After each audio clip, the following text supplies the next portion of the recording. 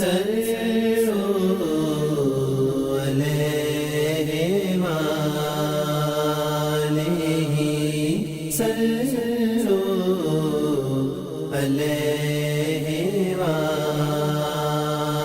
نبی صلی اللہ علیہ وآلہ وسلم ہے، حضرت ابن عمر رضی اللہ تعالیٰ عنہما نے کہا کہ رسول کریم صلی اللہ علیہ وآلہ وسلم نے فرمایا کہ مشرکین کی مخالفت کرو اس طرح کہ داڑھیوں کو بڑھاؤ اور مونچھوں کو کترواؤ، اور ایک روایت میں ہے مونچھوں کو خوب کم کرو اور داڑھیوں کو بڑھاؤ۔ صلوا